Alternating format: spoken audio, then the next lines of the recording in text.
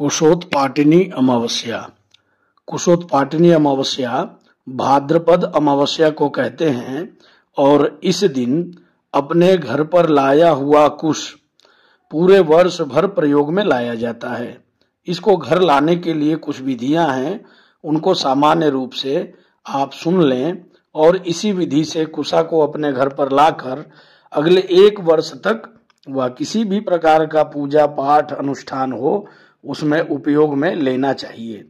सबसे पहले कुशा जहां से लाना है वहां पर 1 दिन पहले शाम को जाकर और 1 लोटे में जल वहां पर चढ़ाकर प्रार्थना करना है कि हे कुशादेव, हम आपको कल अपने घर ले जाएंगे, और प्रार्थना करके वापस आए।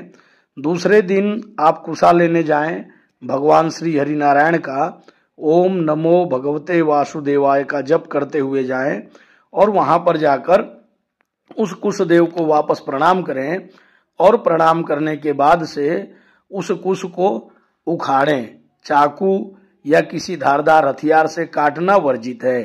इस कुशा को पकड़कर उखाड़ना है। अब ध्यान ये देना है कि कुश को उखाड़ते समय ओम हूम फट ऐसा मंत्र बोलना है। पुनः सुन लीजिए, ओम हूम फट ये मंत्र बोलना है और इसके बाद कुशा को उखाड़ना है। और यदि आप धोती पहन के गए हैं, धोती पहना है आपने, तो धोती का जो पीछे का हिस्सा पोछिटा बोलते हैं जिसको, उसको खोल लेना चाहिए। उसको खोलने के बाद ही कुशा उखाड़ना चाहिए।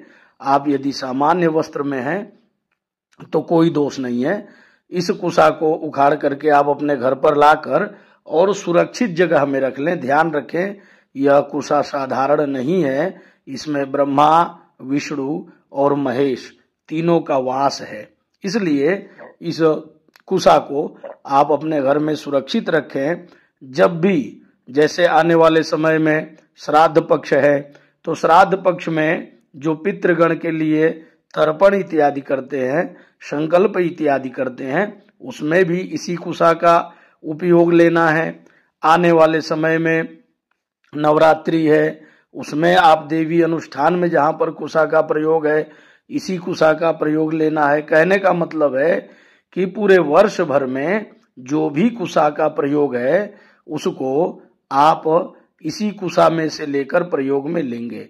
यदि ऐसा करते हैं तो त्रिदेव ब्रह्मा, विष्णु और महेश तीनों की कृपा प्राप्त होती है, क्योंकि कुश एकमात्र ऐसा घास है, इसके अंतर्गत तीनों देवताओं का वास माना गया है।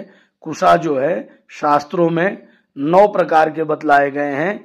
जो धान होता है, धान को भी कुशा कहा गया है, जौ को भी कुशा कहा गया है, लेकिन कुशोत्पाटिनी अमावस्या के दिन आपको कुशा का ही ग्रहण करना है, जिसको अलग अलग क्षेत्रों में कहीं पर दर्भ कहा जाता है, कहीं पर डाभ कहा जाता है।